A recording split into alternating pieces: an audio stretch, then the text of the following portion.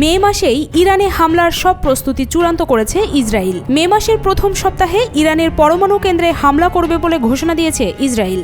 বিমান আর কমান্ডো হামলায় ব্যাপক বোমা বর্ষণের পরিকল্পনা রয়েছে তাদের, যা 7 দিনব্যাপী চলবে বলেও জানিয়েছে ইসরায়েল।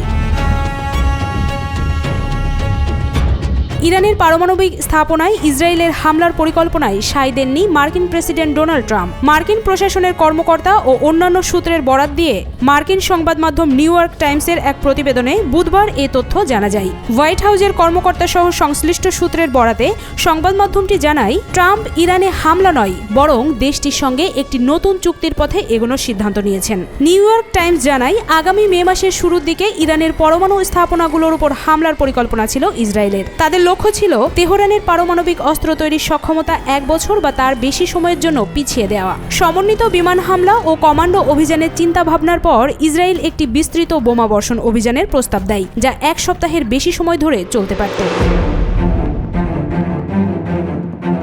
ইসরায়েলি কর্মকর্তারা আশা করেছিলেন যুক্তরাষ্ট্র কেবল এই অভিযানে অনুমতি দেবে না, বরং এতে স্বয়ংক্রিয়ভাবে অংশ নেবে। তবে ট্রাম্প এই পরিকল্পনা নাকচ করে দেন। মার্কিন ভাইস প্রেসিডেন্ট জেডি ভ্যান্স, প্রতিরক্ষামন্ত্রী পিট হেগসেথ এবং জাতীয় গোয়েন্দা পরিচালক তুলসী গ্যাবার্ড সহ ট্রাম্প প্রশাসনের শীর্ষ কর্মকর্তারা আশঙ্কা প্রকাশ করেন, এই হামলা ইরানের সঙ্গে আরও বড় সংঘাতের ঝুঁকি তৈরি করতে পারে। নাম প্রকাশে অনিচ্ছুক মার্কিন কর্মকর্তারা জানান, ইসরায়েল দীর্ঘদিন ধরে ইরানের পারমাণবিক স্থাপনাগুলোতে আক্রমণ করার পরিকল্পনা করছে। তারা বোমা হামলার মহড়াও দিয়েছে এবং আমেরিকান সাহায্য ছাড়াই তারা কতটা ক্ষতি করতে পারে তার হিসাব নিকাশও করেছে। গত বছর এপ্রিল ও অক্টোবরে ইরান ও ইসরায়েল পাল্টাপাল্টি হামলা চালায়। এতে এই দুই আঞ্চলিক প্রতিদ্বন্দ্বীর মধ্যে উত্তেজনা আরও বেড়ে যায়। এরপরই ইরানের পরমাণু স্থাপনায় হামলার জন্য ইসরায়েলের তোড়জোড় আরও বেড়ে যায়।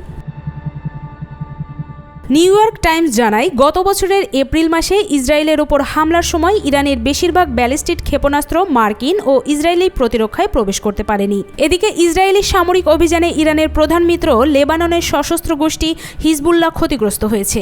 এরপর সিরিয়াতেও তেহরানের মিত্র প্রেসিডেন্ট বাশার আল আসাদের সরকারে পতন হয়েছে। এর ফলে ইরান থেকে অস্ত্র চোরাচালানের একটি প্রধান পথ বন্ধ হয়ে যায়। পারমাণবিক বোমা তৈরি থেকে ইরান খুব বেশি দূরে নয় বলে সতর্কবার্তা দিয়েছে আন্তর্জাতিক আণবিক শক্তি সংস্থা। বুধবার ফরাসি সংবাদ মাধ্যম লে মন্ডেকে দেয়া সাক্ষাৎকারে এ তথ্য জানান সংস্থাটির প্রধান রাফায়েল গ্রোসি।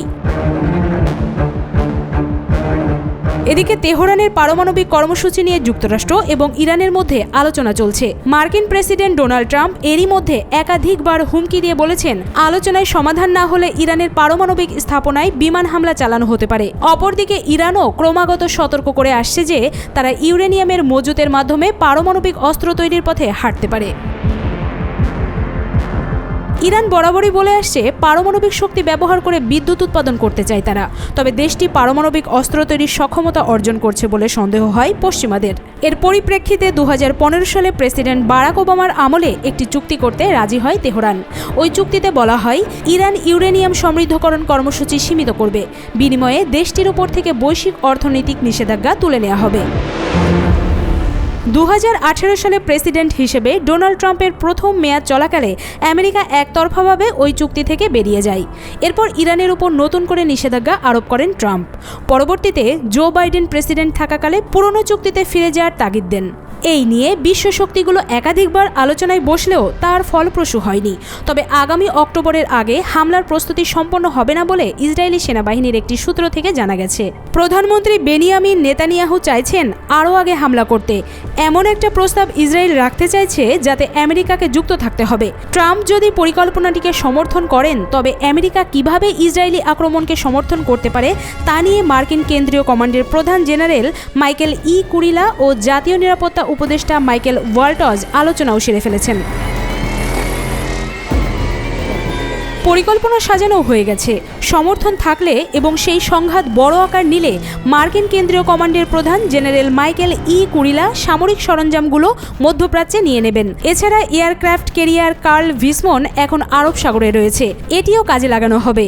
এই রণতরী লোহিত সাগরে থাকা হ্যারি এস ট্রুম্যানকে সহায়তা করবে। এছাড়া টিএইচএএডি ব্যবস্থাও আনবে আমেরিকা।